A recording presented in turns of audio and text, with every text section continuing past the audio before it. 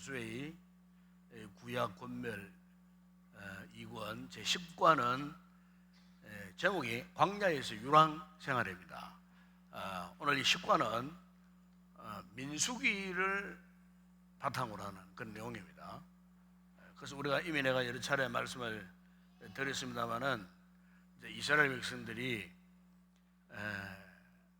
요셉이 시대에 70명 아버지 야곱이가 70명의 그 가솔들을 이제 데리고 오늘 그림에 보시면은 그게 고센 땅이 나오죠. 고센 땅. 이 고센 땅에 머물게 되었어요.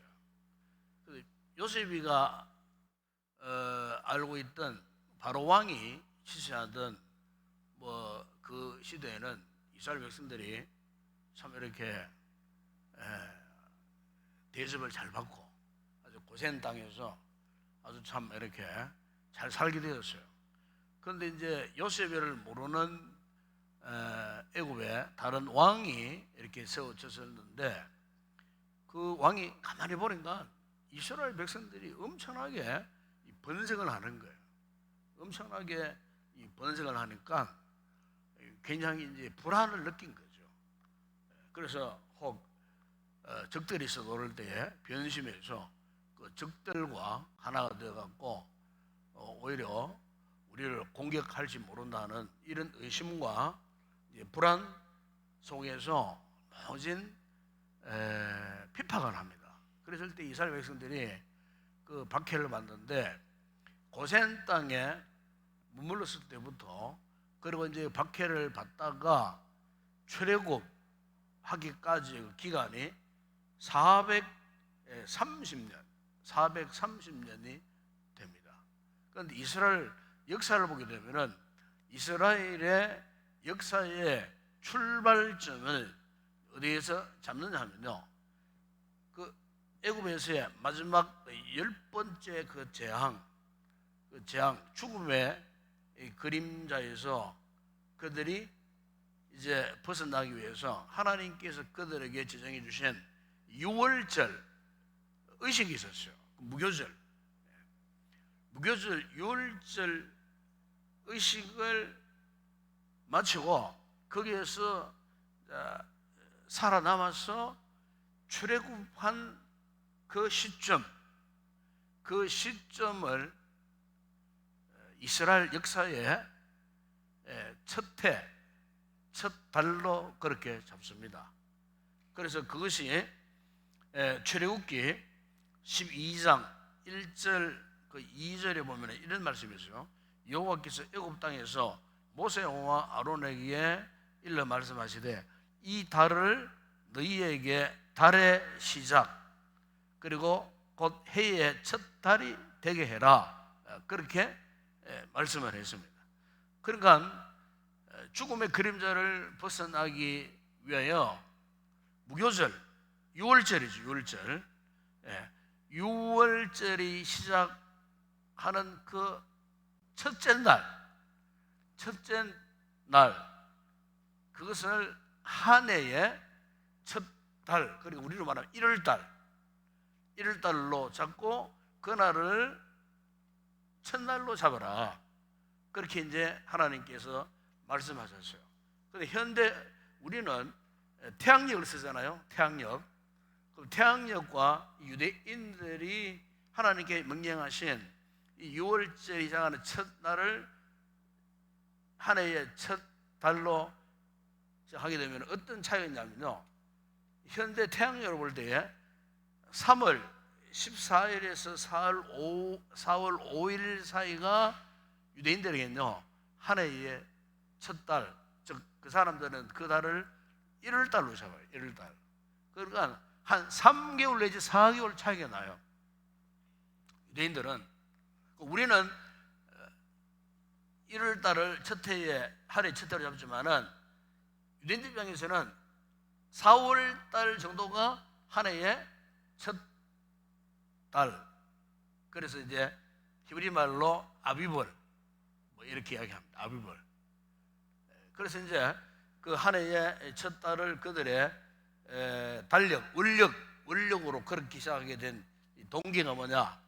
하나의 첫 달의 시작점을 어디에 두느냐? 한마디로 말하면은 출애굽에서 시작된 그 날을 그리 잡는다 그 말이에요. 이게 이제 전통적으로 유대인들은 지금도 자신들의 종교력으로, 소위 종교력이죠, 종교력, 신앙력 내지는 종교력으로 이제 달력을 그들이 말할 때는 이제 6월절이 시작해서 첫날, 그날을 이제 한 해의 첫 달의 시작으로 그렇게 이제 그들이 지금도 그렇게 그것을 지키고 있다는 겁니다. 그 이제 시작점이 바로 올해 출애굽기 12장 1절 2절 여기서부터 유래가 되었다 하는 것입니다. 그래서 이제 이런 이제 원력을 갖고 있다는 걸 우리가 알아야 되고, 그래서 이제 이런 원력 속에서 이제 이 이스라엘 백성들이 430년 애굽 땅에서 머물었던 그날을 이제 종집으로 하고 이제 그들이 출발을 합니다. 출발을 해서 아마 여러분 아시겠지만 홍해를 건너잖아요. 홍해를 이제 건넙니다. 그런데 홍해를 건널 때 이 그림 보여주세요. 홍해를 건넜을 때에 홍해의 어느 시점인지 아직까지는 확실한 장소를 잘 몰라요. 고고학적으로 이렇게 연구를 많이 해도 어느 시점, 어느 지역에서 건너왔는지 잘 모르는데 추정을 하는 거죠. 그래서 홍해를 건너고 그러면서 그들이 3개월 만에 도착한 지점이 있어요. 3개월 만에 도착한 지점이 어디냐? 여기 그림이 나오죠. 이게 시내산, 그죠? 시내산에 3개월 만에 이들이 이제 도착을 합니다. 그게 이제 출애굽기 19장 1절을 보게 되면은 이스라엘 자손이 애굽 땅을 떠난 지 3개월이 되던 날 그들이 시내 광야에 이르렀다, 이렇게 성경은 기록하고 있습니다. 그래서 이 시내 광야, 이 시내 산에서 몇 년 있었느냐? 1년 12개월, 약 한 23개월 정도 이제 머물렀어요. 1년 11개월 정도로 머물다가 출애굽기 민수기 10장 11절에서 12절을 보게 되면은 이제 거기서 출발을 합니다. 출발을 하는데 언제 출발을 하느냐? 거기 11절을 보게 되면은 민수기 10장 11절을 보게 되면은 둘째 달 20날, 그러니까 2년 2개월 20일 만에 여기서 이제 출발을 합니다. 출발을 합니다. 여기서부터 완전히 이제 광야로 진입을 하게 되는 거죠. 그래서 제가 지난 시간에는 왜 그러면 이스라엘 백성들이 시내산에서 이렇게 1년 12개월 동안 23개월 동안 머물렀는가에 대해 설명을 했어요. 왜? 시내산에서 가장 중요한 사건이 있었죠. 뭡니까? 율법을 하나님께로 받았어요. 율법. 그래서 출애굽기 19장부터 민수기 10장까지는 그 율법의 내용들, 그래 모세가 출애굽 2세들에게 율법이 어떤 것이냐에 대한 10계명에서 시작해서 뭐 그 예배에 관계되는, 제사에 관계되는 뭐 이런 하나님을 또 예배하는 이런 여러 가지 모든 부분들에 있어서 총괄적으로 장시간 동안 설명을 하고 교육을 했던 그 기간이 1년 12개월, 무려 23개월 동안 출애굽 2세대 이스라엘 백성들에게 그들을 교육시켰던 그런 과정을 제가 지난번에 설명을 했던 적이 있습니다. 그래서 이제 이 민수기 내용은 이들이 이제 광야로 들어갔어요. 광야로 이제 들어가서 38년 내지 39년 동안의 광야 생활을 총 망라해서 이야기해 놓은 책이 민수기입니다. 그래서 민수기를 읽어보게 되면은 이제 이스라엘 백성들이 광야 38년에서 39년 동안 어떻게 그 광야 생활을 진행했던가, 광야 생활을 살면서 어떤 일들, 어떤 사건이 있었던가, 뭐 이런 이제 이야기들로 이제 가득 차 있습니다. 그래서 이제 원래 민수기라고 하는 이 뜻은 히브리어로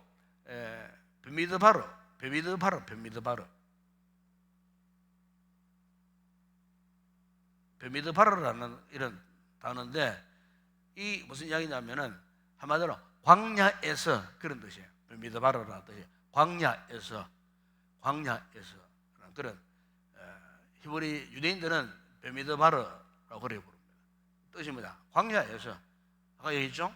38년, 39년 정도 그 광야의 그 이야기들을 여기에 다 담고 있는데, 그런데 이제 이 민수기라고 하는 뜻이 언제부터 본격적으로 사용되냐면요, 히브리 이 유대인들이 즐겨 읽던 히브리 성경을 헬라어 성경으로 번역한 성경이 있어요. 이걸 이제 70인경이라고, 70인경이라고 하는 헬라어로 번역한 성경이 있어요. 헬라어로 번역한 성경에서 민수기라고 하는 이런 용어를 쓰게 되었어요. 민수기라는 뜻이 뭐냐? 아까 이야기했죠. 히브리어로는 베미드바르라고 해서 광야 이야기라는 건 뜻이지만은, 이제 70인경 번역에서 민수기라고 할 때는 백성의 숫자를 세웠다, 그런 뜻이었어요. 민수기, 우리 한자어로 그죠? 민수기란 그런 뜻이잖아요. 백성의 숫자를 세웠다. 즉 백성의 숫자를 세웠다는 말은 무슨 말이냐? 인구조사를 했다, 그 말이에요. 인구조사. 인구조사한 그 내용을 아주 중점적으로 다루고 있는 책이라는 거예요. 광야의 이스라엘 백성들의 그 이야기도 있지만은 민수기 전체를 이제 나누어 보게 되면은 민수기 1장 1절에서부터 뭐가 나오느냐? 인구조사 이야기가 나옵니다. 인구조사 이야기. 각 지파별로 인구조사를 쭉 얘기하는 그 이야기가 나와요. 그래서 민수기 처음 읽다 보게 되면 재미가 없어요. 각 지파별로 뭐 몇 명 이래 하다가 그 민수기 1장 그 46절에 보게 되면은 1차 인구조사. 그러니까 이건 1차 인구조사를 말하는 거예요. 1차 인구조사는 대상이 누구냐? 1세대 출애굽한 이스라엘 백성들을 대상으로 인구조사를 했어요. 했는데 몇 명이냐? 1장 46절에 보게 되면은 60만 3,550명이라고 딱 나와 있어요. 보면은 60만 3천, 이 60만이라고 하는 숫자는 20세 이상 남자 숫자만 60만 3,550명이에요. 그러니까 여자와 어린아이 숫자는 빠진 거예요. 그러니까 보통 우리 교회도 그렇지만은 남자 성도보다도 여자 성도들이 한 3배, 4배 더 많아요. 한국 교회 평균적으로 남자 성도보다도 여자분들이요 한 3배, 44배 뭐 더 많습니다. 더군다나 또 어린아이 다 빼버렸어요. 그러니까 60만이라 하지만은 실제 인구는 한 200만 명 된다고 볼 수 있죠. 왜? 이 60만 3,550명의 여자들과 어린아이들은 다 뺏으니까 20세 이상 성령 남자들의 숫자만 그랬다는 거예요. 왜 그랬을까요? 1차 인구조사 목적은 뭐냐? 군사적 목적으로 인구조사를 한 거예요. 왜?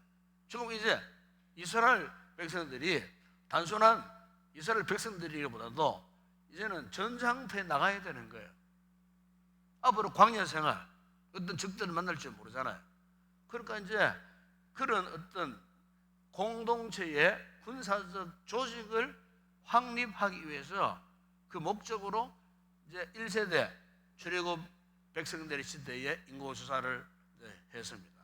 그러다가 민수기를 쭉 보게 되면 민수기 26장에 보게 되면 두 번째 인구조사가 나와요. 두 번째 인구조사. 이 두 번째 인구조사는 이미 한 38년, 39년, 거의 40년을 훨씬 지난 완전히 다른 세대예요. 다른 세대. 여기 인구조사 대상자는 지금 모세가 강론하고 있는 모세 오경을 강론할 때 그 모세 오경을 지금 강론을 듣고 있는 출애굽 2세대들, 곧 지금 가나안 요단강 건너편 모압 땅 평지에 지금 200만 명 이상이 모여 있는 출애굽 2세대, 이미 출애굽 1세대들은 다 죽었어요. 그 죽은 이유가 나오면 뒤에 왜 죽었느냐? 죽고 2세대들, 요즘 우리로 말하면은 다음 세대들만 모여 있는 그 이스라엘 백성들, 지금 가나안 땅 적경 지역에 모여 있는 그 대상자들을, 곧 이제 가나안 땅에 들어갈 이스라엘 백성들을 인구 조사한 내용이 민수기 26장. 거기 보면은 26장 51절에 보게 되면 이런 통계가 나옵니다. 전체 인구 얼마냐? 60만 1,730명. 한 몇천 명 좀 줄어든 그런 숫자예요. 60만 1,730명이었다고 성경은 그 숫자가요 분명하게 나옵니다. 분명하게 나옵니다. 그러면 두 번째 조사의 목적은 무엇 때문에 했느냐? 제가 오늘 뒤에 강의할 때 왜 이런 인구조사를 1차하고 2차를 했는가에 대한 이유를 잠시 뒤에 가서 제가 설명을 드리도록 그렇게 하겠습니다. 그래서 우리가 오늘 교재 그림을 보세요. 그림을 보게 되면은 이 그림은 뭐냐면은 지금 이스라엘 백성들이 이 광야 출애굽해서 어떤 여정으로 이들이 진행했는가, 이걸 이제 붉은 화살, 그죠? 이 붉은 화살로 되어 있죠. 붉은 화살표로 이렇게 이제 보여주고 있습니다. 그래서 우리가 이제 이 진행 과정을요, 여러분들이 개인적으로 민수기를 이렇게 읽으면서 이 진행, 이 도표를 보면요, 쉽게 이해가 돼요. 오늘 교재에 아주 자세하게 설명되어 있어요. 그리고 이 교재대로 다 하려고 하면 시간이 모자라니까 제가 여러 가지로 복합적으로 준비해갖고 아주 간략하게 여러분 알아듣기 쉽도록 지금 제가 재해석하면서 이제 설명을 해드리고 있는데, 어쨌든 이 교재를 또 잘 읽어보시면은 이제 이런 이스라엘 백성들이 어떻게 진행해 갔는가에 대한 과정을 구체적으로 거기에 이제 알 수가 있게 됩니다. 그런데 우리가 여기서 이제 제가 말씀드리고 싶은 것은 이 이스라엘 백성들의 이 같은 광야에, 그죠? 이 같은 노후적인 지도를 보면서 우리가 이 지도 가운데 가장 중요하게 한번 다뤄봐야 할 그 부분이 있다는 거예요. 그 어디냐? 그게 여러분 시내산이죠. 시내산 보죠? 시내산 그게 5번 6번 나오잖아요. 5번 6번. 자, 여러분 교재 그림 보셨는지 이걸 보셨는지 보면은 그 5번 6번 그림 나오죠. 이게 이 부분 안 나옵니다. 시내산 나오는데 여기서부터 해서 7, 8의 노정을 거쳐서 저 위에 여기 보면은 가데스 바네아라는 지역이 나옵니다. 가데스 바네아라는 지역이 나와요. 그런데 시내산에서 가데스 바네아 이 지역까지 이 거리가 얼마냐? 이 거리에 대해서 신명기, 자, 여러분 성경 찾아보세요. 신명기 1장 2절에 보면 분명히 말씀해요. 어느 정도의 거리였느냐 하면요, 1장 2절에 보세요. 호렙산은 시내산을 말합니다. 시내산의 또 다른 명칭이 호렙산이에요. 호렙산, 시내산에서 세일산을 지나서 가데스바네아까지 며칠 길이라고요? 10하루길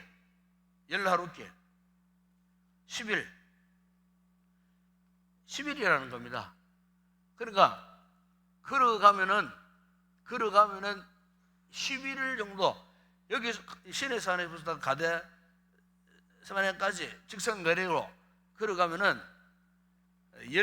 10하루길. 그러니까 우리가 이 시내산에서 저 북쪽 있죠. 북쪽에 자 여리고가 나옵니까? 여리고 나오죠? 표시했죠? 예?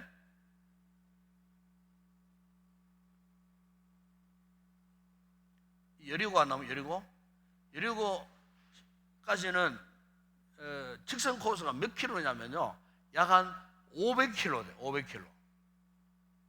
500킬로미터 정도 돼요. 500킬로. 그러니까 가데스바네아까지는 이제 이 거리가 한 중간 기점, 그러니까 250km 정도 된다고 볼 수 있어요.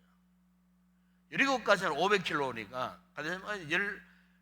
11일 걸어서 11일 정도 되는 거리하면은 한 250km 정도 그렇게 된다고 볼 수가 있죠. 그러니까 이제 여리고에서 시내산 거리를 볼 때 이제 우리나라 현재 지형으로 볼 때 저기 저 속초, 저 강원도 속초에서부터 저기 진돗개 하는 그 있죠, 진도섬, 그까지 한 500km 돼요. 500km 거리를 따지면 우리나라 서울에서 부산까지 고속도로 길이가 248km라고 그러잖아요. 그러니까 대각선으로 한 500km가 된다고 이렇게 보게 되면은 사실 우리나라 뭐 이 면적도 큰 면적이 아니잖아요. 아주 좁은 그런 면적이에요. 좁은 면적이고, 더군다나 오늘 여기 지도대로 보게 되면은 여기에 시내산에서 가데스마네까지 불과 11일밖에 되지 않는데 이 지역 안에서 이스라엘 백성들이 얼마 동안 머물러 있었느냐? 38년, 39년, 뭐 거의 40년 동안 이 지역 안에서 그냥 머물러 있었어요. 그럼 여러분 진짜 압니까? 한 200만 명 되는 200만 명 되는 인구가요. 그렇다고 뭐 한 곳에 계속 38년, 39년 머물러 있었던 거 아니에요. 수시로 이동을 했어요. 물론 어느 집 가서는 뭐 몇 년도 있었겠지만은 뭐 그 몇 년 있으면 그런 기간은 성경에서 구체적으로 나오질 않아요. 그렇다고 뭐 하루 만에 옮기겠습니까? 200만 명이야. 하루 있다가 내일 또 옮기고 그랬겠습니까? 최소한 몇 개월 내지는 뭐 몇 년 안 있었겠어요. 근데 이제 문제는 이렇게 수백만 명 되는 그 200만 명이 넘는 이 인구가 그냥 이 좁은 지역에서 40년 동안 머물러 있었다는 거예요. 지금 우리 구미 인구가 얼마 전 통계 보니까 한참 구미가 확장될 때 인구가 막 이렇게 몰려들 때 우리 인동 지역이, 내가 여기 구미 와서 9시 뉴스를, 중앙 뉴스를 듣는데 그 당시 이런 뉴스 나왔어요. 지금 우리나라에서 제일 많이 인구가 집중된 지역이 구미 인동이라고 그랬어요. 그 뉴스 나오더라고요. 그때 구미 인동이었는데 그때 인동 지역만 인구가 5만 명이 넘었다 그래요. 그때가 2005년도인가 그랬어요. 그 내가 구미 오자마자 뉴스를 듣는데 2005년도에만 하더라도 실제로 인동 지역 인구 많았습니다. 엄청나게 많았습니다. 퇴근 시간 돼 보세요. 삼성에 막 그 여직원들 막 그 뭐 회사 정복 입고 막 그냥 막 3세 때 몰려오듯이 막 그냥 막 와 몰려오고 가게로 와 하고 뭐 굉장히 많았어요. 그때 우리 교회 청년부도 굉장히 많았어요. 나는 청년부만 해도 그때 뭐 1, 2청년부 합치면 한 60명, 70명 이상 되었어요. 많았어요. 그때 합치면은. 그러니까 이제 그때 2005년도, 6년도가 인동점에도 5만 명까지 뛰어나갔어요. 그때 구미 인구가 45만 명을 돌파했어요. 45만 명. 그 50만 명을 바라다 보고 있다가 몇몇 회사들이 막 이렇게 또 빠져나가는 바람에 지금은 원래 통계를 보니까 구미 인구가 한 41만 명, 그리고 한 최소 4, 5만 명이 줄어버렸어요. 그러니까 우리 구미 인구가 40만 정도 된다면은 이스라엘 공동체의 광야에서 인구가요 무려 5배나 더 많잖아요. 200만 명이에요. 그러니까 그 많은 200만 명이 한번 이동한다고 하면 상상해 보세요. 이 광야에 뭐가 있겠어요? 아무것도 없어요.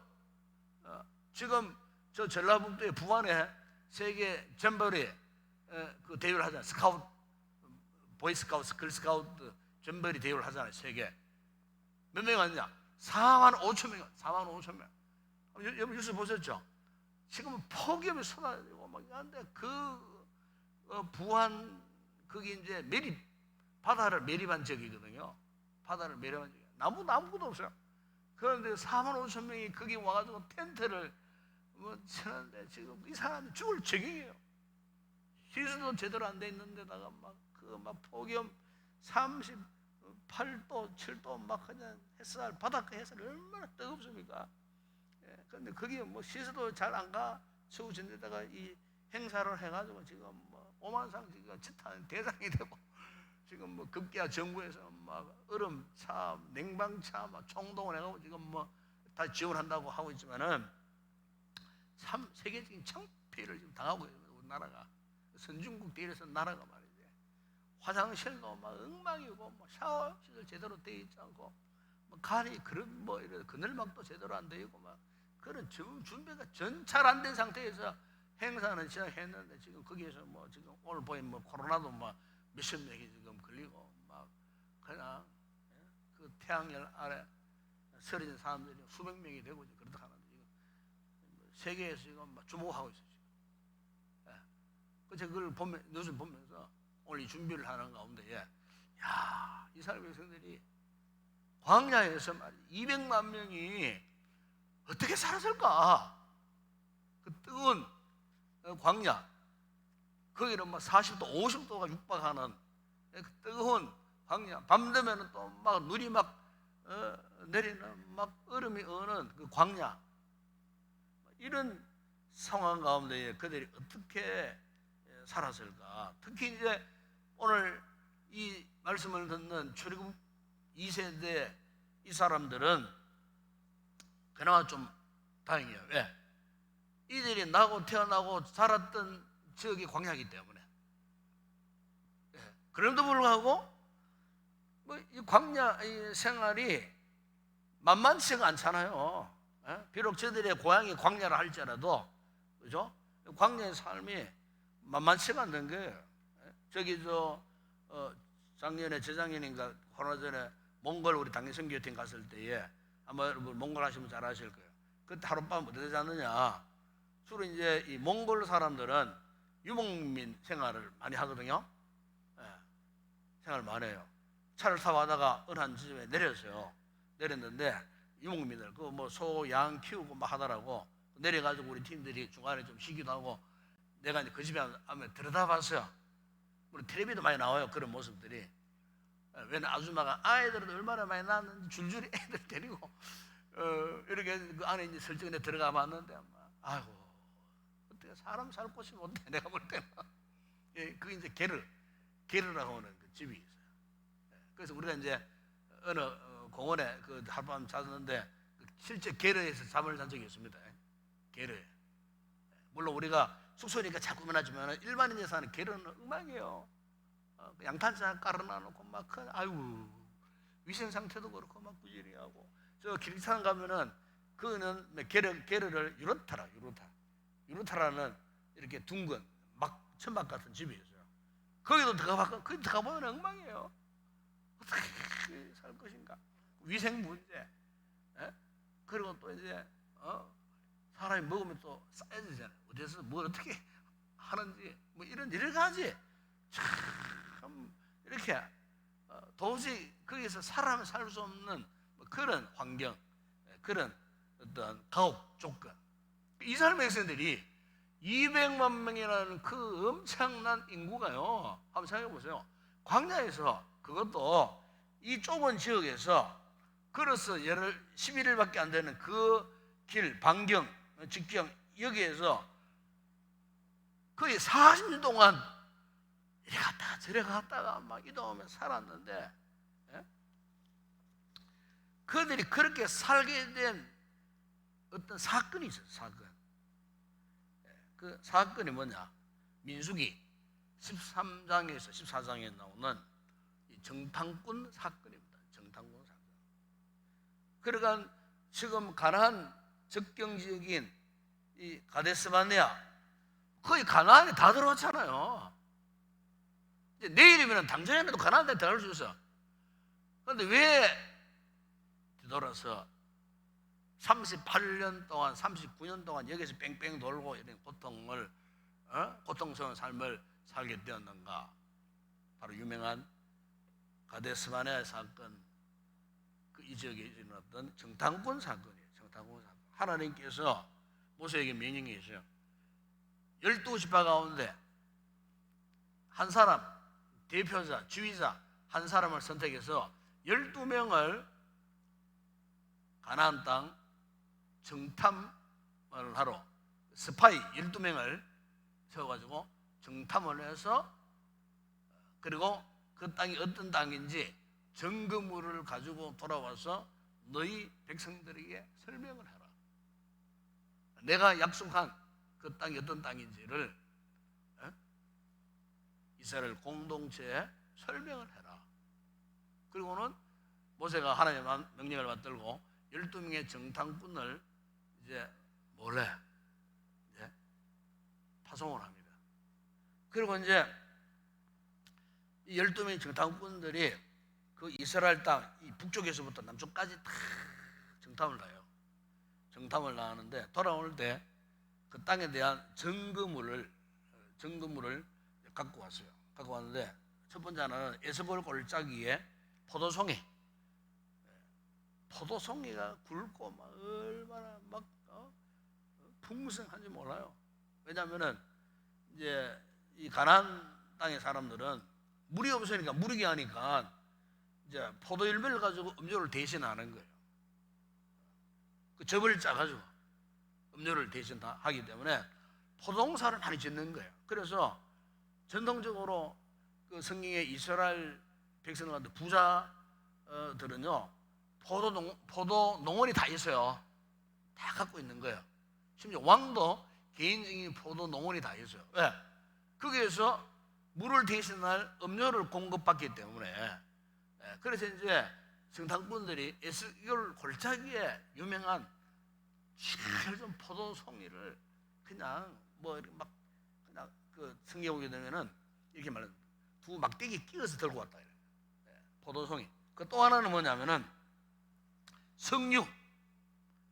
우리나라 석류는 원하지만요, 저 팔레스타인이나 이란 같은 데 가면 석류는 진짜 제 주먹보다 더 큽니다. 그리고 그거는 우리나라 석류는 작으면서 얼마나 씁니까? 못 먹어요, 이거도. 그런데 그 나라 석류는요 이만하면서도 그냥 물이 철철철 나요. 지금도 그래, 지금도. 그러니까 그걸 뭐냐, 음료로 대신하는 거예요. 막 갈증이 났을 때 이만한 석류 하나 먹고 나면은 막 갈증이 사라져 버리는 거예요. 석류. 그리고 또 하나는 뭐냐, 무화과 아시죠? 무화과. 한국말은 요만하지만 그 나라 무화과는 종만합니다. 이렇게 익은 거, 막 그 진, 막 단물이 막 나는 그런 무화과. 이렇게 해서 이제 그 포도송이, 석류, 무화과 열매를 이제 증거물로 탐지한 그 땅이 어떤 땅인가에 대한 탐지를 위해서 그걸 이제 이스라엘 공동체에게 이제 보여주기 위해서 이걸 갖고 와서 이들이 보고를 합니다. 그 보고 내용이 민수기 13장 27절 보게 되면은 당신이 우리를 보낸 땅에 간즉 과연 그 땅에 젖과 꿀이 흐르는데 이것은 그 땅의 과일이니이다. 그 과일을 보여주면서 과연 젖과 꿀이 흐르는 땅이었습니다. 여기까지는 보고가 괜찮았어요. 그 다음 보고가 이제 문제였는데 그게 민수기 13장 28절 29절에 보게 되면은, 그런데 그 땅 거민은 너무나 강한 거민들이고 성읍도 견고하고, 그런데 더 문제는 그들에게 거인 자손, 아낙 자손들이 있더라. 그리고 아말렉인, 그들이 유명한 자네라고 유명한 아말렉인이 남쪽 땅에 거주하고, 그리고 헷, 여부스, 아모리, 이거 이제 전부 가나안 7족 가운데 속한 이런 부족들이에요. 막강하다라는 거예요. 가나안인은 해변과 요단가에 거주하는데 이들은 정말로 막강하더라는 거예요. 키도 크고 그들의 막 성곽도 막 엄청 높고 도저히 점령할 수 없더라. 더군다나 그들과 비교해 보니까 우리는 메뚜기 같더라. 그게 이제 여러분 민수기 13장 33절에 나옵니다. 그들과 비교해 보면 우리는 메뚜기 같더라. 이러니까 이제 이스라엘 백성들이 이 악평한 이 보고를 듣고서는 민수기 14장 그 1절에 쭉 보게 되면은 온 회중이 막 성결에 나옵니다. 소리를 높여 부르짖고 밤새도록 통곡했다 그랬어요. 밤새도록 이 통곡을 하면서 차라리 우리가 애굽 땅에서 죽거나 아니면 광야에서 죽은 게 더 나을 뻔했는데 왜 우리를 이 땅으로 끌고 왔느냐고 백성들이 그냥 막 모세를 향하여서 원망하고 막 불평을 하고 우리가 따로 지원을 해갖고 애굽으로 돌아가자, 애굽으로 돌아가자, 막 난리가 난 거예요. 그러니까 이스라엘 공동체에 막 대혼란이 온 거예요. 그런데 이제 그 12명 가운데에 여호수아와 갈렙의 보고는 완전히 달라졌어요. 민수기 13장 3절을 보면은 올라가자. 올라가면 우리가 그 땅을 취하자. 능히 이길 것이다. 하나님이 기뻐하신다면은 하나님 우리를 그 땅으로 인도해 가실 것이다. 그 땅을 우리에게 주시리라 약속하지 않았느냐? 우리가 가보는 건 과연 그 땅은 젖과 꿀이 흐르는 땅이더라. 그럼 완전 10대 2로 정당권 12명이 갔는데 10대 2로 보고가 완전 양분돼 버렸어요. 되게 사람이 그렇습니다. 진실을 말할 때 사람 잘 안 알아들어요. 되게 그렇습니다. 되게 거짓말 하면은 잘 넘어갑니다. 그 비중이 10명 가운데 2명은요 10명 가운데 2명은 그나마 진실을 알아듣는데 8명은요 못 알아들어요. 그 2080이라고 하는 그 법칙이 있어요. 그 사람의 심성이 그래요. 그 진실을 말하기가 정말 힘이 들어요. 진실을 말하면 내 편 될 사람 별로 없어요. 거짓말 하면은 내 편이 많아집니다. 세상이 그렇다니까 그게. 여러분 그건 기억 많이 하잖아요. 진짜 진실 말하면 못 알아들어요. 싫어해요. 재미없어해요. 가짜 거짓말해야 속이 돼지고 재미있어 하고 빠져들어가요. 그래서 진실하게 산다는 거 정말 힘들어요. 못 알아주니까. 내 편 별로 없어요. 진짜 말하면. 가짜 말하면 많아. 또 잘 넘어가요. 우리 현실이에요. 성경에 그런 거예요. 성경에. 그러니까 이제 뭐 참 이게 뭐 이스라엘 공동체가 난리가 난 거예요. 바로 코미테. 바로 이 가나안 땅인데 하나님이 진노하셨어요. 이렇게 해서 여러분 하나님 어떻게 하셨느냐? 하나님이 단호하게 이스라엘 백성들을 전염병으로 진멸시키려고 그래요. 전염병. 그랬을 때에 모세가요 천명 걸고 하나님 기도합니다. 중보기도 합니다. 중보기도. 하나님, 만약 하나님이 여기에서 우리 백성들을 진멸시키면은 전염병으로 진멸시키면 저 가나안 땅이 우리 백성들을 보고 뭐라고 말할 것 같습니까? 너 하나님이 능력이 없어갖고 그랬구나. 그러면 그렇지. 너 하나님 능력 없는 사람 존재야. 하나님 어떻게 보겠습니까? 당신의 영광, 당신의 뜻을 위해서라도 우리를 진멸하지 말아달라고. 애굽에서 우리를 구하시고 살려주셨던 것처럼 다시 한번 우리에게 생명을 달라고. 하나님이 결국 모세의 그 중보기도에 약해지셔갖고 이스라엘 공동체를 전염병으로 죽이지는 않았어요. 그 대신 하나님께서 어떤 증거를 내리셨느냐? 40일 동안 탐지한 하루를 1년으로 해서 너희들이 그러면은 앞으로 40년 동안 가나안 땅에 들어가지 못하고 이 광야에서 방황하리라. 그래서 여러분, 하나님께서 죽이시지는 않고 40년 동안 이 광야에서 방황하고, 그리고 40년 동안 방황하는 동안에 1세대 출애굽 한 20세 이상의 너희들은 절대로 가나안 땅에 못 들어가고 광야에서 죽을 것이다. 그래서 40년 동안 이스라엘 백성들이 광야에서 방황하다가요, 1세대 출애굽은요, 가나안 땅에 들어가지 못하고 광야에서 죽게 되었어요. 바로 어디에서? 요 지역에서 10하루길만 밖에 되지 않는 그 요 지역에서 40년 동안요, 여러분 얼마나 여러분 안타깝고 억울합니까?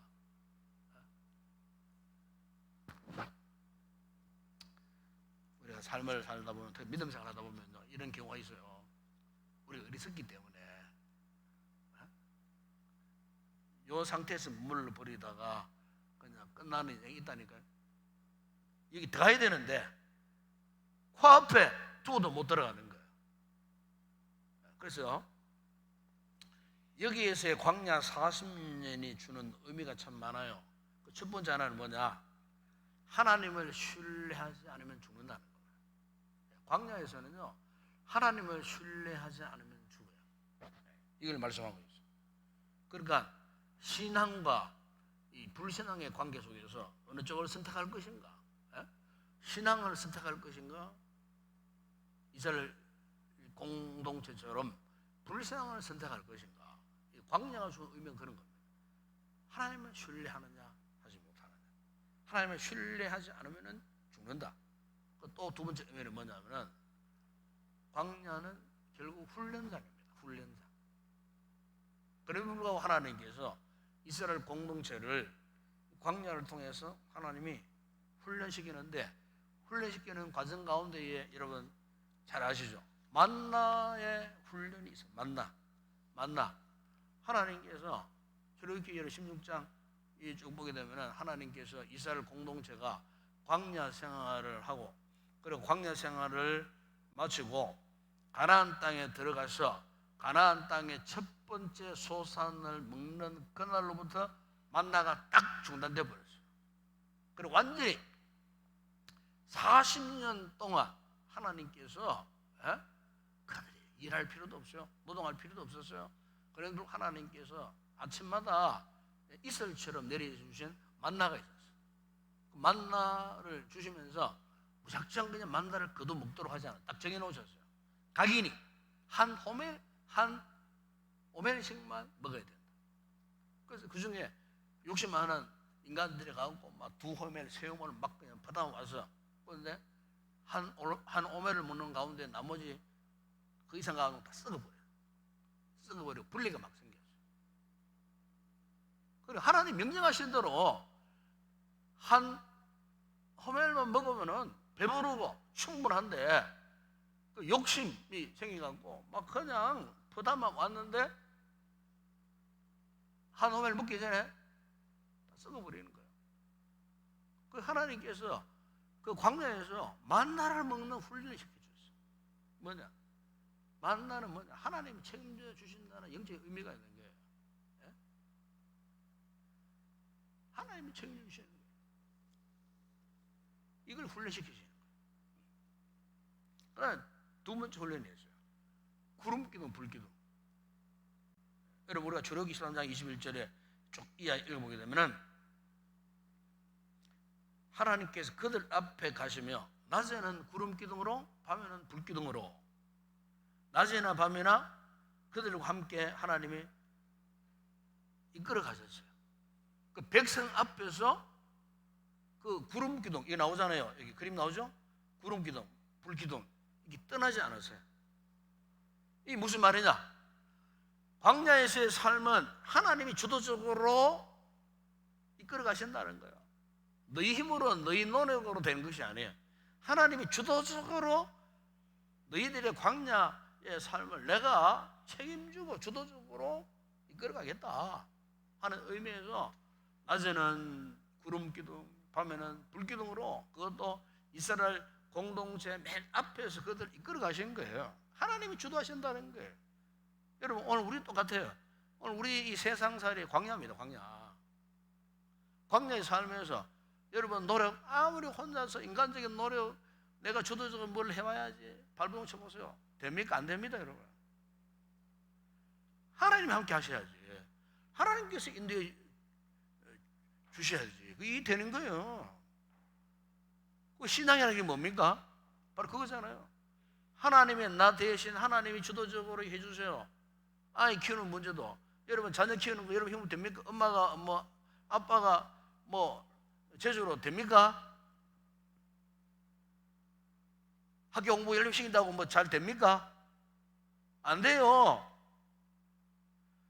아이들 위해서 기도 많이 하셔야 돼요. 요즘 뭐 아이들 문제가 많이 생기잖아요. 학교에서 막 아이 보세요. 초등학교 4학년짜리 선생님을 막 두들겨 패고요. 기가 막힌 일들이 일어납니다 지금. 그래 말씀으로 제대로 키워야 돼요. 신앙 안에 제대로 키우셔야 돼요. 그리고 부모의 기도가 정말 필요한 거예요. 그게 무슨 말이냐? 내 아이도 내 자식도 내가 주도적으로 못한다니까. 머리 좀 긁어 보세요. 사춘기 들어가 보세요.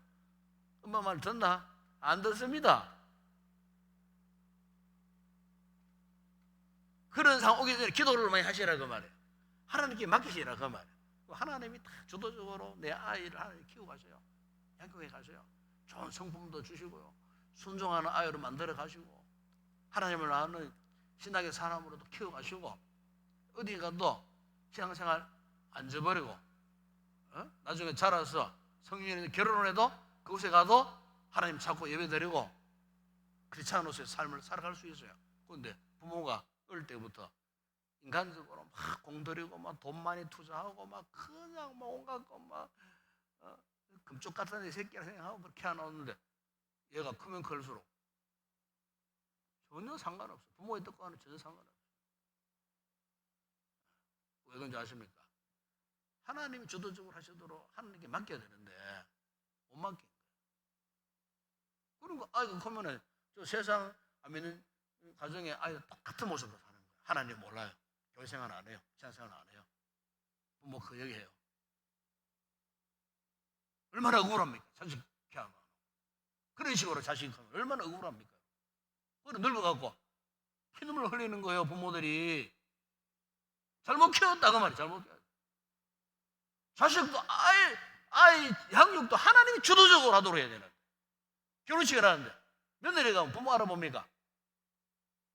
아들이 부모 알아봅니까? 내 아들 아니요, 내 자식 아니야. 남과 다를 바 없어요. 얼마나 억울합니까, 여러분? 자식 그렇게 키우지 마라 그 말이에요. 잘못 키웠다는 그 말이에요. 신앙적으로 키우셔야 돼요. 하나님이 주도하도록 맡기셔야 돼요. 광야 삶이 그런 겁니다. 하나님이 주도해 주시도록. 그러면서 또 하나 훈련을 했습니다. 하나님 공동체 광야의 삶에서 그게 뭐냐? 예배 공동체로 이스라엘 백성들을 광야에서 훈련시키셨어요. 여러분 예배라는 게 뭡니까? 예배. 월십이라고 월십. 영어로 월십이라고 하면은 최고의 가치 있는 일 그런 뜻이에요. 그리고 하나님께 최고의 가치 있는 것을 드린 거 뭐냐? 예배라는 거예요. 그럼 율법의 내용들을 보세요. 그 다 우리가 고랬다고는 같아도 결국에는 뭡니까? 하나님께 예배를 하기 위한 그 모든 조건들이 그게 다 갖춰져 있는 거예요. 제사 의식 보세요. 레위기 5대 제사를 보세요. 성막 무엇을 상징합니까? 이스라엘 공동체가 하나님 임재를 사모하면서 매일 드리는 그 번제의 상번제를 드리면서 온갖 죄를 있어야 되는 속죄의 죄를 드리면서 감사를 있으면 속건 제물을 드리면서 그죠? 잘 사는 사람은 송아지, 염소 사는 사람은 심지어 비둘기, 그죠? 하나님 다 그 처자의 형편에 맞춰서 그때마다 필요한 재물을 드리도록 그 레위기에 다 명령하셨잖아요. 그 뭐예요? 광야에서 이스라엘 백성들이 해야 할 일은 딴 거 아니야. 하나님 앞에 최고의 가치 있는 일, 바로 예배를 드리는 삶을 살도록 하나님께서 이스라엘 공동체를요, 광야 40년 동안요, 모세를 통하여서 이 예배 공동체를 세우시기 위해서 광야에, 그 모진 광야, 이 좁은 이 지역에서 무려 38년 39년 동안 여기에서 그 같은 훈련을 하나님께서 시켰다는 거예요. 그렇게 했을 때 그들이 그렇게 순종하면 하나님 어떻게 축복하신다 그랬어요. 그 신명기 8장 4절 한번 봅시다. 한번 찾아보세요. 신명기 8장 4절 보세요. 그게 뭐 이런 말씀이 있어요. 이 40년 동안에 내 의복이 헤어지지 아니하였고 내 발이 부러뜨지 아니하였느니라. 내 의복이 헤어지지 아니하고 내 발이 부러뜨지 아니하였다. 신명기 29장 5절에 이런 말씀합니다. 주께서 40년 동안 너희를 광야에서 인도하게 하셨거니와 너희 몸의 옷이 낡아지지 아니하였고 너희 발에 신이 헤어지지 아니하였어. 한번 생각해 보세요. 광야에서 뭐 옷을 져 입을 수 있겠어요? 옷을 짜서 입을 수 있겠어요?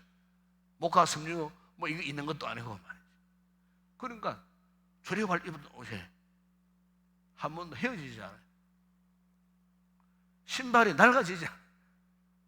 40년 동안 이스라엘 공동체를 하나님께서 기적적으로, 그 창조주 하나님의 능력이 여기에 그렇게 이스라엘 공동체를 하나님께서 축복하셨다는 거예요. 누구에게?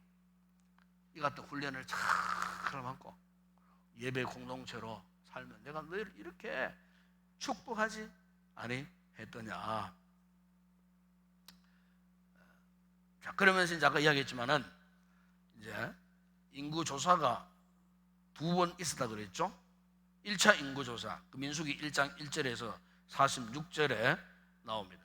그래, 1차 인구 조사의 목적은 군사를 세우기 위한 목적입니다. 군사. 그 이스라엘 공동체를 조직을 하고, 그죠? 앞으로 적들과 싸워서 이길 수 있는 군사를 세울 목적으로 이제 인구 계수에 들어갔는데, 이 계수에서 제외된 지파들이 있죠. 바로 레위 지파입니다. 레위 지파.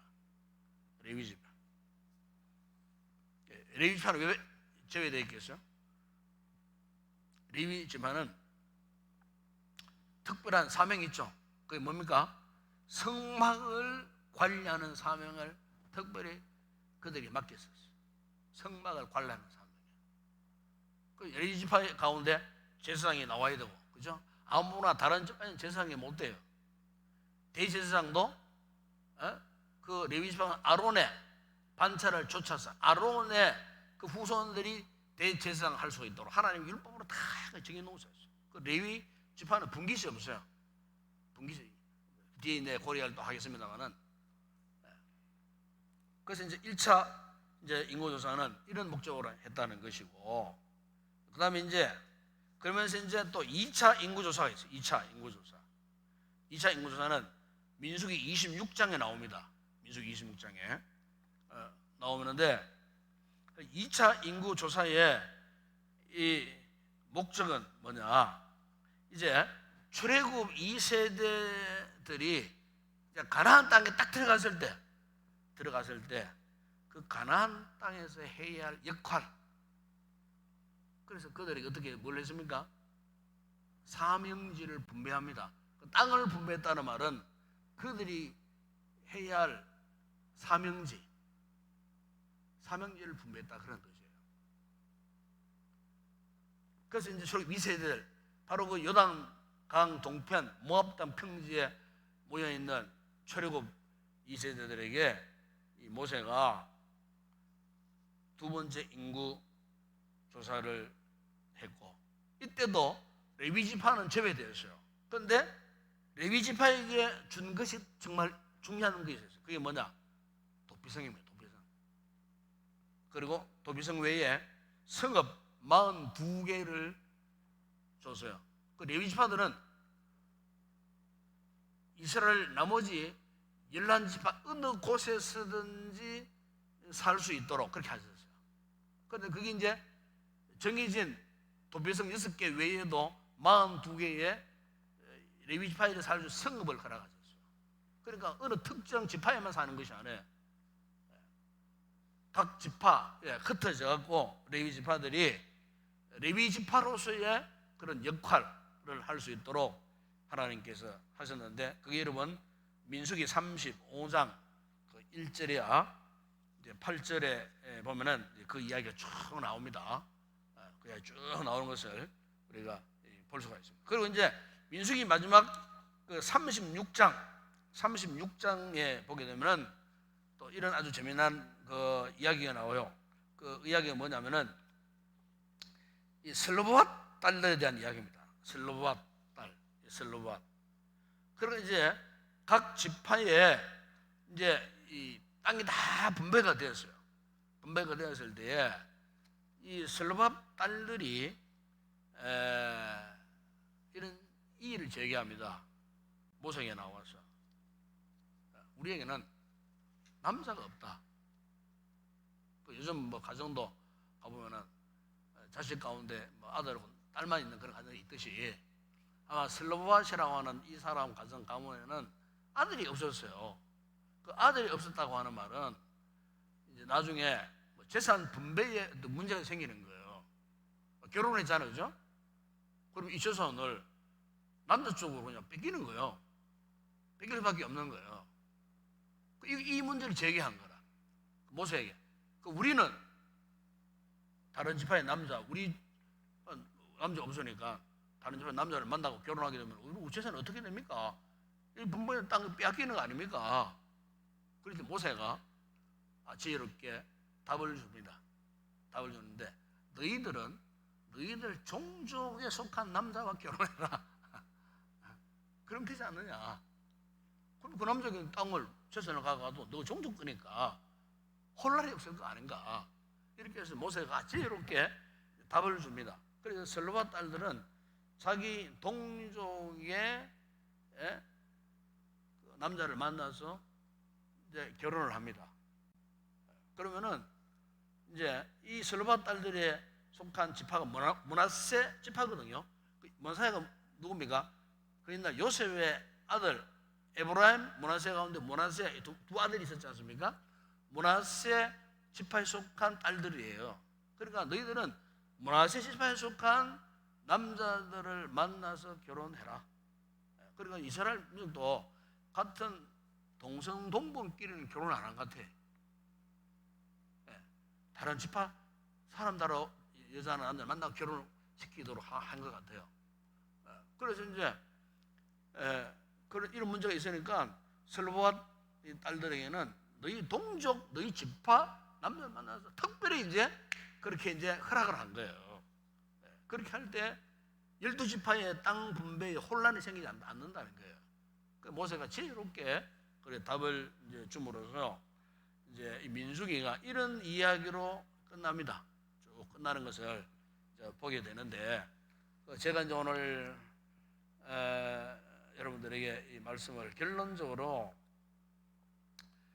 말씀을 드리고 싶은 가운데, 특히 이제 민수기 말씀 가운데 가장 중요한 핵심적인 말씀이 하나 있다면은, 여러분 성경 한번 찾아보세요. 성경 민수기 18장 6절 7절 말씀 한번 읽어봅시다.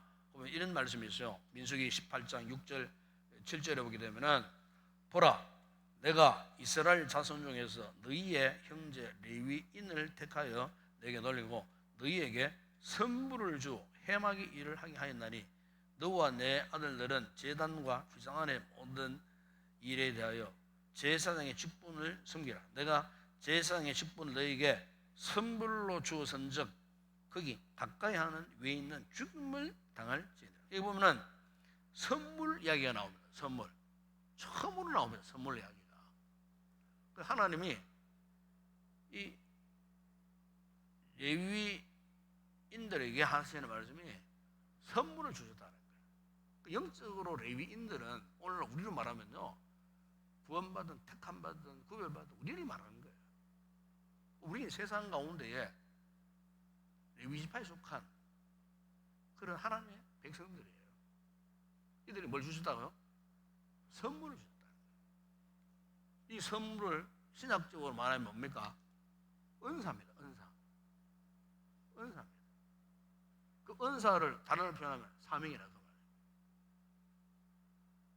오늘날 세상 가운데 교회에게 이런 은사와 사명을 주셨고, 좁게는 오늘 그리스도인들에게, 오늘 저와 여러분에게 하나님께서 이 같은 선물, 은사를 주신 거예요.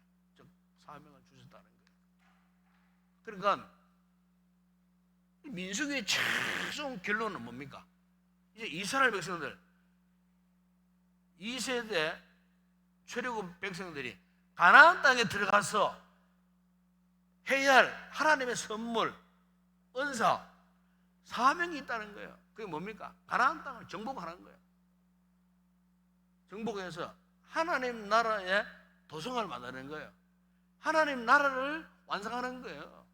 지금은 가나안 땅이 가나안 7족속 속에 있지만은 이제 이들이 요단을 건너서 가나안 땅에 들어가고 그 가나안 땅을 이렇게 하나님 주신 이 선물, 은사를 가지고 그 땅을 정복해서 정말 그 땅이 거룩한 젖과 꿀이 흐르는 하나님의 나라로 완성하는 거예요. 그런 사명을 주셨다, 이 이스라엘 백성들이. 이것이 하나님의 거룩한 뜻이다. 그 민수기의 최종 결론은 이겁니다. 왜 그들을 구태여 광야 40년 훈련을 통해 갖고 그 가나안 땅에 막 밀어넣듯 막 그냥 밀어넣을 수밖에 없느냐? 막 그들을 통하여 가나안 땅을 정복을 하고 그 가나안 땅에 하나님 나라가 될 수 있도록, 우리로 말하면 우리를 통해서 이 세상이 하나님의 나라가 될 수 있도록 우리 교회 인동 공동체를 통해서 여러분들을 통하여서 마지막 시대에 그렇게 서시려고 또 우리 그렇게 살아가는 것이 하나님의 뜻이고, 이 하나님의 뜻에 우리가 순종해야 되겠다. 이게 민수기의 최종 결론이에요. 자, 우리 찬양하고 기도합시다.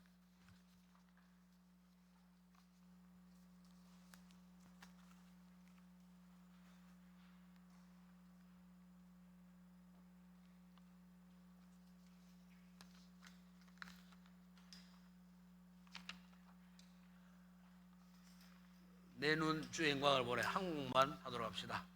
내 눈 주의 영광을 보내.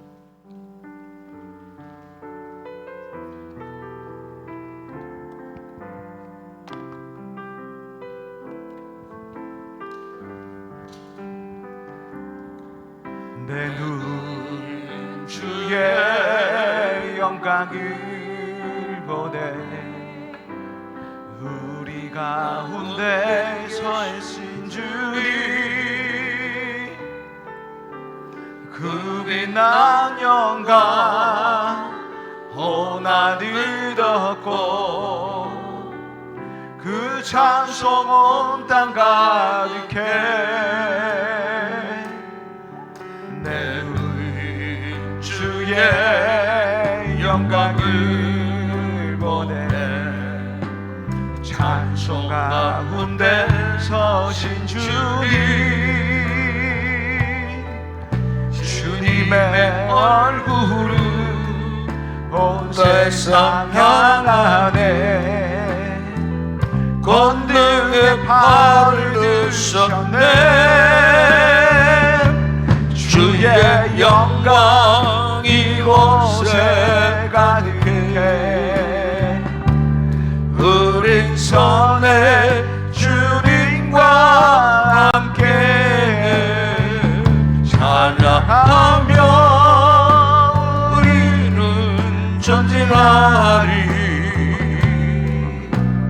모든 열방 주 보내. 내 눈 주의 영광을 보내 합니다. 고백합니다. 내 눈 주의 영광을 보내. 우리 가운데 계신 주님, 그 빛난 영광 온 하늘 덮고 그 찬송 온 땅 가득해. 내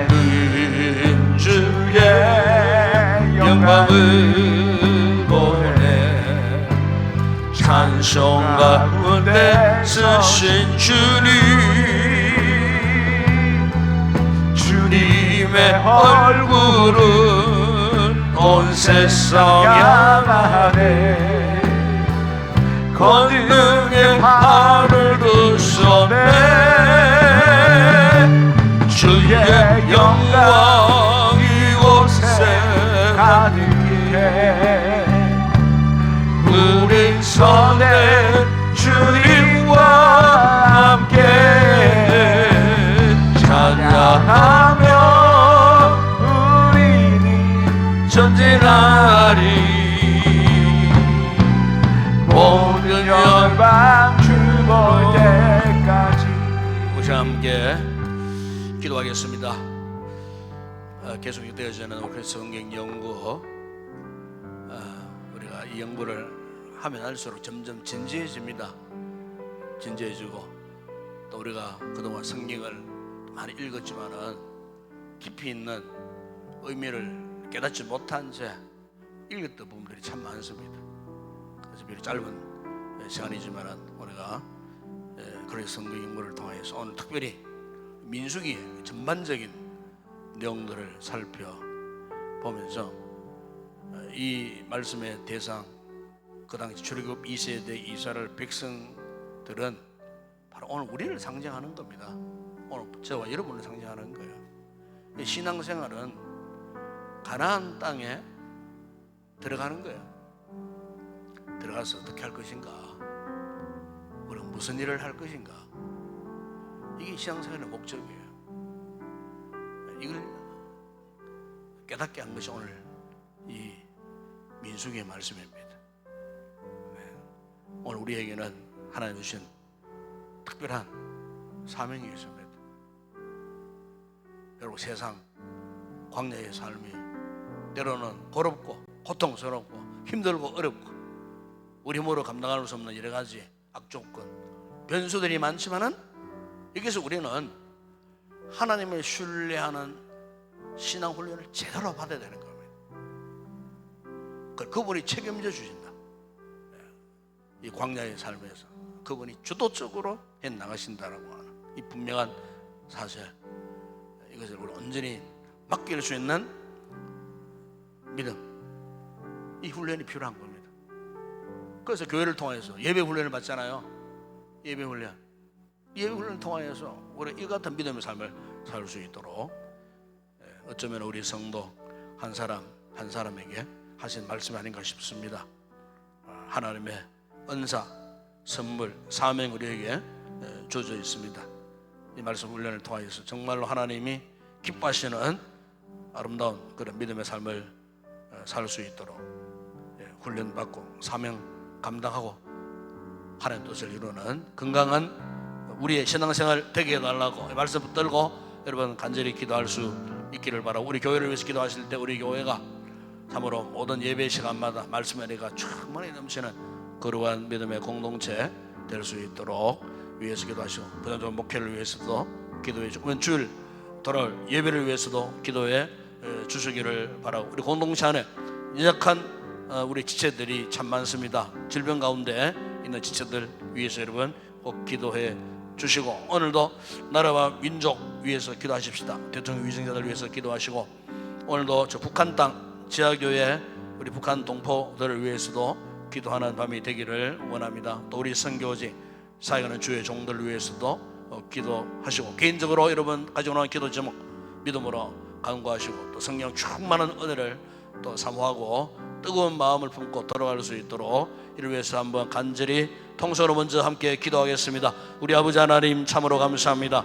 오늘도 이렇게 폭염 가운데 살던 저희들이 아버지 금요 그리스도의 성령 연구원반에 우리가 들어와서 오늘 특별히 아버지 하나님 이 민수기의 이 말씀들을 아버지 하나님 그들이 행하였던 광야의 이 같은 진행 과정을 통하여 아버지 민수기의 이 말씀을 아버지 하나님 참고하게 하신 것 감사합니다. 이스라엘 백성들이 광야의 훈련이 있었다면 오늘 우리 또한 세상에서의 믿음 생활의 훈련이 있습니다. 주님, 우리의 삶의 주도권이 나에게 있는 것이 아니고 주님께 있음을 믿습니다. 이스라엘 백성들에게 이 사실을 알려주고 싶어서 모세를 통하여 이렇게 아버지여 모세 오경을 기록하여 이제 곧 가나안 땅에 들어가야 하는 이스라엘 백성들에게 이 말씀을 강론케 하셨습니다. 주님, 오늘 이 세대를 살고 있는 우리에게도 반드시 필요한 말씀입니다. 이 말씀 우리가 제대로 알지 못하고 제대로 깨닫지 못하고서는 광야와 같은 이 세상 가운데 우리가 어떻게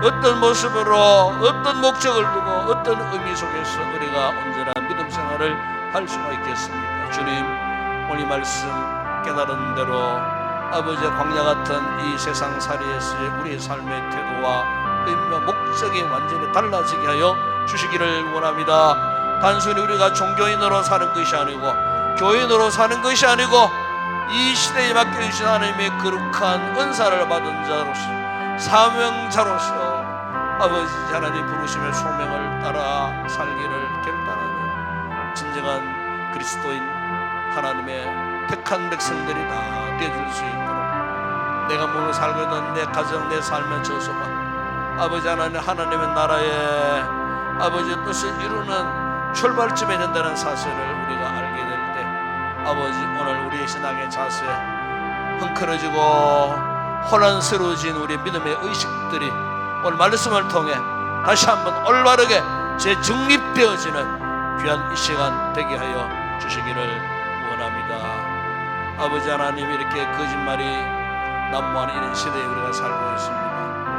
거짓의 죄악들이 난무하는 범람한 이런 시대에 우리가 살고 있습니다. 그러나 아버지, 오늘 우리는 주의 말씀에 진리를 따라 살아가는 우리 신앙생활 되어지기를 원합니다. 이 밤도 주님 진리의 성령님이 우리 가운데 오셔서 이 진리를 깨닫게 하시고 진리를 고백하게 하시고 진리를 확신하게 하시고 아버지 말씀 붙들고 저 험악한 세상 우리가 하나님의 나라 백성으로서의 온전한 모습으로 믿음의 삶을 살아가는 우리 모든 성도들 되어줄 수 있도록 은혜를 베풀어 주시옵소서.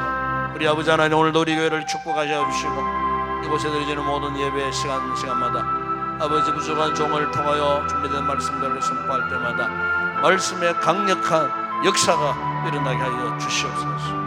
병든 자 치료받게 하시고 죽은 자들 싸움 아버지 새로이 생명을 얻는 귀한 생명의 역사가 모든 예배 시간마다 있게 하시고 성령님의 강력한 은혜의 역사가 함께 하시고 악한 영의 역사들이 다 떠나게 하시고 사모는 죄악의 권세들이 다 떠나게 하시고 이곳에 주님의 나라의 놀라운 역사가 나타나게 하시고 하나님 나라의 그 크신 오른팔의 권능의 역사가 말씀을 통하여 이 강단을 통하여 아버지 선포되어지기에 주의 놀라운 생명의 역사가 일어날 수 있도록 은혜를 베풀어 주시기를 원합니다. 그런 주님은 다가온 주일 예배에도 주님 함께 하시고 한 주간 복염 중에 여러 가지 힘들고 어려운 삶의 고통 가운데 살던 성도들이 이곳에 나와 예배를 통하여 하나님의 은혜를 입고 침체된 영혼들이 말씀을 통하여 성령으로 소생하는 귀한 은혜가 역사하는 아름다운 예배가 되어줄 수 있도록 우리 아버지 하나님 도와주시고 은혜를 베풀어 주시기를 원합니다. 우리 아버지 지체들 가운데에 질병으로 고통당한 우리 지체들 주님 불쌍히 여겨주시고 주님의 피 묻은 손으로 저들의 약한 상처들을 어루만져 주시고 약해진 저들의 상처들을 주님께서 회복케 하소서. 아버지 건강한 모습으로 아버지와 삶을 살게 하시고 주님 귀한 사명을 감당하는 아름다운 귀한 우리 거룩한 성도들 되어질 수 있도록 은혜를 베풀어 주시기를 원합니다. 주님 오늘도 아버지의 나라와 민족을 위해서 간구합니다. 대통령 위증자들 위해서 간구합니다. 아버지 하나님을 두려워하는 가운데에 참으로 온전히 백성들을 위하여 나라와 민족을 위하여 헌신할 수 있는 그런 위증자들 되게 하시고 살인 사욕 아버지 하나님 이래가지고 온갖 불법이 난무하는 시대에 아버지 불법을 저지른 자들이 없게 하여 주시고 사물 아버지 주신 귀한 시대 소명을 잘 감당하는 신실한 나라의 모든 일꾼들이 되어질 수 있도록 은혜를 베풀어 주시옵소서. 아버지 하나님 경제적으로 힘들고 어려운 상황 속에 있는 아버지 모든 상황이 만하게 아버지 이루어지게 하여 주시고 아버지 또한 여러 가지 정치적인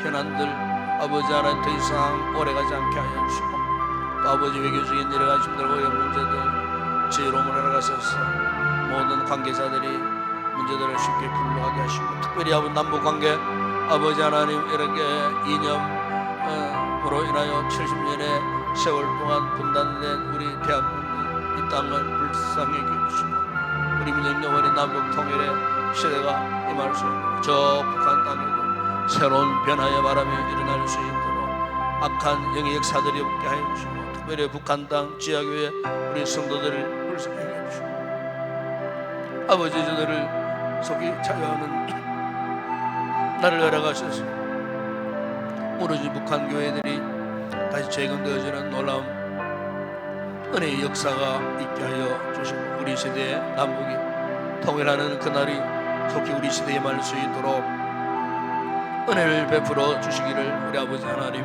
원합니다. 오늘도 우리의 선교지들을 둘러보시고 사회 현장들 가운데 함께 하시고 저희 종들에게 복음의 능력을 하셔서 그곳에서도 하나님 나라가 확장되는 놀라운 은혜의 역사가 있게 하여 주시옵소서. 모든 밤길 도우라는 성도들의 그 모든 걸음걸음을 지켜주시고 무사히 가정에 잘 도착할 수 있도록 악한 것들이 회방하는 일들이 없도록 하나님께서 안전하게 저들의 걸음을 인도하여 주옵소서.